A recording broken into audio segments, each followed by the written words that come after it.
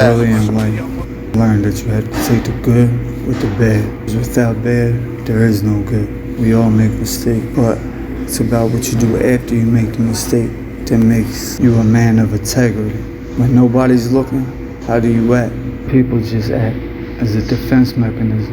Other people act because they want to fit in. Time and a place for everything. If you're always acting and playing, don't expect anybody to take you serious in this life. With that being said, welcome to episode 10 of the Strictly Facts Podcast. This episode is brought to you by Content by the Kilo, Intervision Network. Internet plus television equals Intervision. Subscribe, like, comment, share, and if you can, just donate, even if it's $1. If you can't, take 10 seconds to hit that subscribe and like button. It's 10 seconds. Costs nothing, but helps so much. Let's ride. What's going on, man? It's your boy M-i-Corleone. It's the 5th episode of Strictly Facts, where I just talk about my life, what I went through, and it's all facts. Today I'm down Penn's Landing with it's a part of my life down here. When I look across the river, I look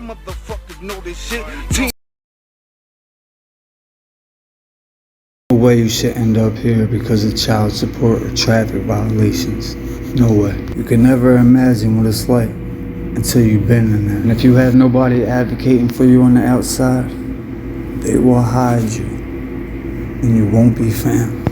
Immediately, you must adapt to your situation, no matter how bad it is. You almost have to become animalistic to survive and get out of here. And most can't adapt back in society, so they end up back where they know that they're guaranteed 3 square meals and a bed with no responsibility. Makes me wonder, are these facilities here to correct people, or is it low cost, high return, business as usual? You do your research. Comment below. Tell me what you think. I can see it from here clear as day.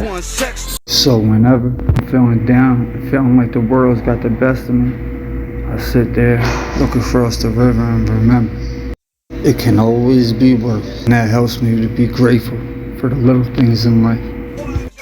That was the hole, as some may call it. That was the first time I got into the rumble. I did 2 weeks in there. The other boy, they didn't even do a day. Ratted. I'm in there for 10 months. First of all, I'm in there for first degree armed robbery. I got $100,000 cash bail, and it's in Jersey. I'm sitting in there. First deal, 7 with the 85. You gotta do 85% for the 7 years before you're even eligible for parole. I don't want that shit. So, cause the lawyer prices was alright. We even went to a bail bondsman and all that and tried doing that. But then we wouldn't have money for the lawyer. And I thought I could sit in here and do this time. 150 people and 4 men in the cell. And whoever got 3 men in the cell, they don't want another 4th man. So they're trying to hide the shit, man. They don't even assign you to a cell. That's the crazy shit. Put you in a cage, the jaw opens up, they say you walk in, you got your mat and all that shit, and that door shuts right behind you. Yo, CO, what the fuck? Like, bang, he goes to the other door. He can't even hear you now. It's glass and shit. So I'm like, oh, man. It's fucking 3 people in one bubble in the center, garden, 4 blocks. Like, that's how crazy this shit is. It's 3 COs guarding 4 blocks. Now, the block I was on, I told you, got 150 people on there. The fuck? It was my first fucking adult bed. I just went over there, moved over there from Philly, try to get my life right. That shit ain't happening. I was wound up fucking going crazy out there. So anyway, this spot means a lot to me because I was sitting in there, and the second time I went to the first 2 weeks was cool. Like, I was working out and all that. Fucked up part is the boy was a blood who I fought. So, like, everybody was like, oh, you know, you can't live nowhere in the city, you know what I mean? Nowhere in the fucking state. All that shit, like, because they was blood. So I said, they put the other bull who I rumbled on the other side of the jail, on the north side, and they put me back on the fucking south side, where I just rumbled the bull, and all the blood bulls was like, you know, you can't live nowhere, and you know what I mean? You know, it's a wrap. But I'm like, fuck it, I ain't checking in, you know what I mean? Like, that's dead, that ain't happening. So it was one boy that was in the hole with me, right? And he was saying he was from Philly and shit, white boy. And when he seen don't pop the gate, and I walked through, and I fucking, you know, I told you, like, when you come back from the hole, they don't assign you to a cell. Like, you gotta find your own fucking cell. It's crazy. So fucking, this time I came in, bang, threw the mat on the block, on the ground, posted up right by the phones, back to the wall. Mind you, there's no CEO on the block. The CEO already went back. He ain't know nothing about nothing, you know what I mean? Bang. I'm posted up, back to the wall style, like, fuck it, I ain't checking in no PC, like, you know what I mean? Motherfuckers is gonna have to air me out. And, my man Taki, Muslim boy, barber, came to me like, yo, what happened? I was supposed to be first in line to get my shit cut, because I paid him in advance a little bit. I gave him, you know what I mean, some coffee in advance to be first in line. The blood boy was like, nah, fuck that, I'm first in line, like, you know what I mean? Like, trying beast. I said, dawg, like, I paid for this spot, like, you know what I mean? You think you first in line, but, like, you not. Like, I'm rumbling over this spot, and it could be what it gotta be. Bang. The CEO opens up the gate. I'm telling Taki this. The CEO opens up the gate. The blood boy who I rumbled tried to big boy me out the way and go through the gate. So I bang, solo off on the bro, you know what I mean? Running down on him. He's trying to swing back, but he can't get shit off. Like, I was in there working out every day, doing what I had to do. Like, so I tore him up right there, and they shut the gate, and both of us was in there, and we was scrapping like that. And it was nice because nobody could jump in, you know what I mean? It was a nice spot to catch him. Because if I'd have caught him on the block, somebody had jumped in and tried to crack him. So it was a great spot for that. I go to the hole, but in the paperwork it says, inmate, whatever the boy's name is that I rumbled, said I didn't do nothing, the white boy stole me. And it said it in parentheses, you know what I mean? So if it says it in parentheses, then that means like you was telling them it's on the paperwork, like, so Taki's like, what's up with the paperwork? Like, all that. And mind you, when I walked on the block, it's 150 people, probably like 70 of them, 75 to 80 of them is all Bloods. So that's all you heard was, Sue, food on the block, food on the block. And I'm walking in, I don't give a fuck, like, you know what I mean? Like, I was already ready for this. I was ready, you know what I mean, to go down swinging. And, then they go to the big homie's hut to have a meeting. And there's so many people in there that they couldn't even all fit.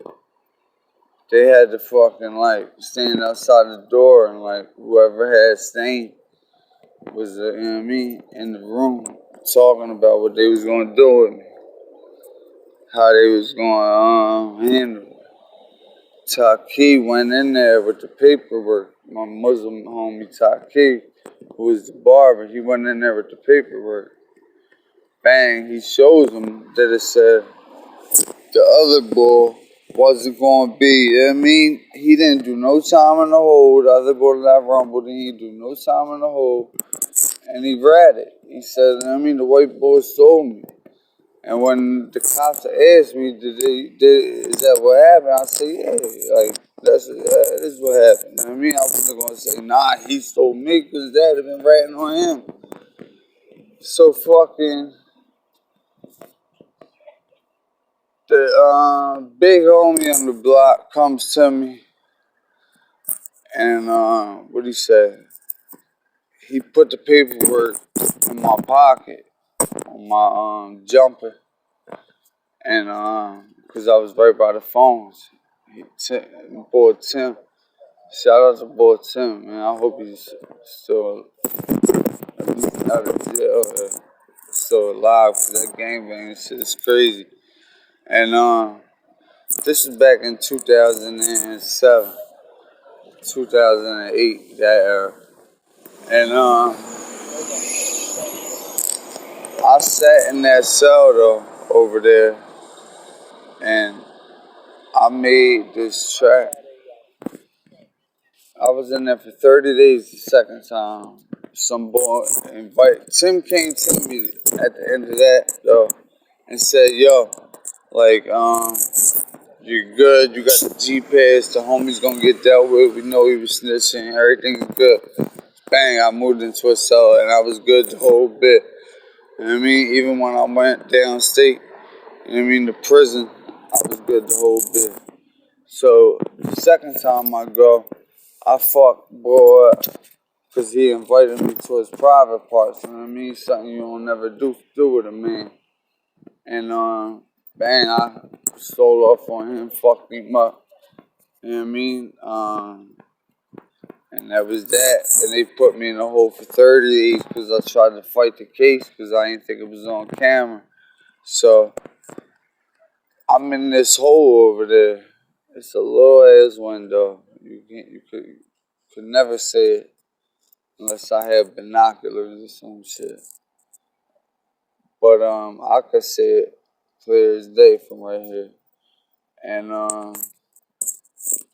when I was in there, you don't have nothing to read. You might get a Bible for somebody that's leaving. You know what I mean? Somebody's going back to the block. But so I had a pencil, probably like, no lie, like this big, pause. You know, I don't do. And I wrote a track called Team Strong Money Long in there. And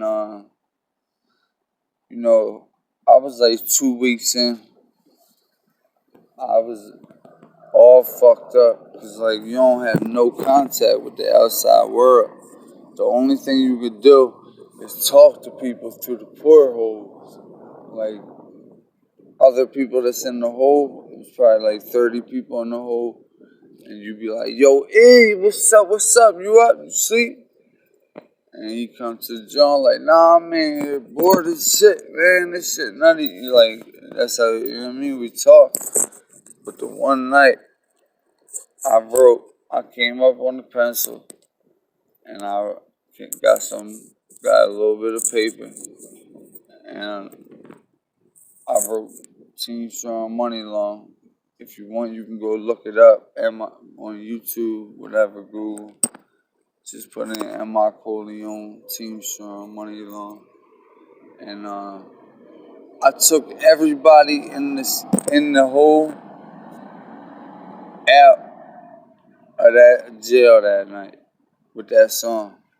Cause when I spit it, my man was like, go ahead, spit that joint.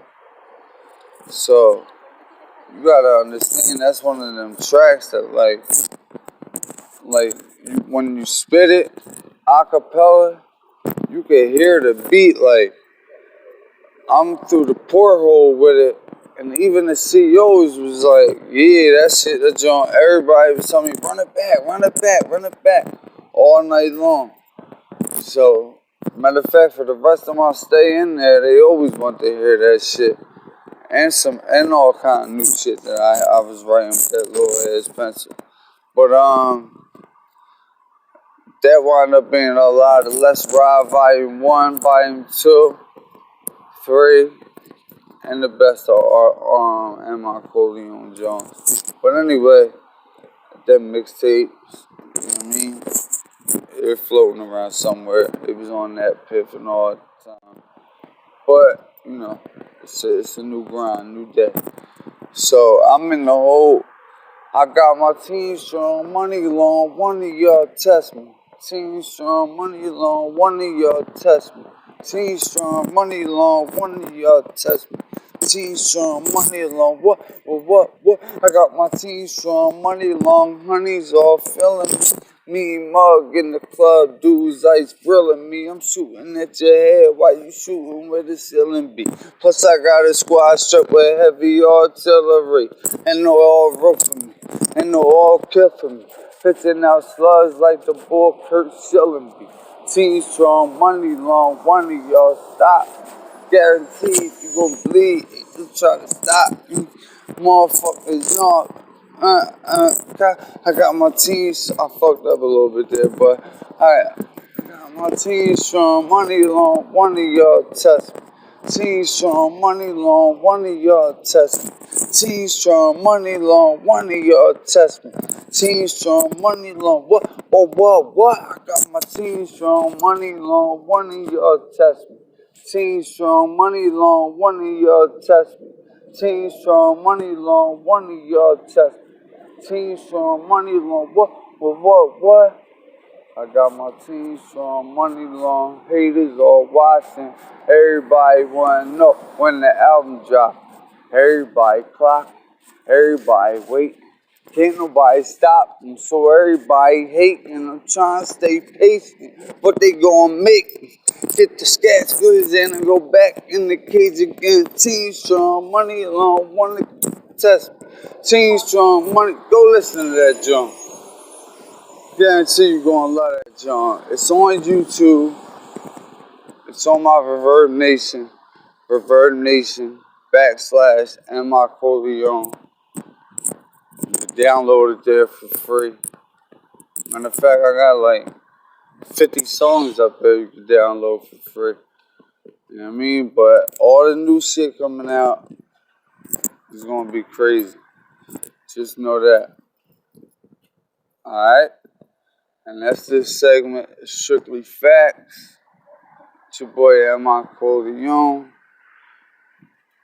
This was the view.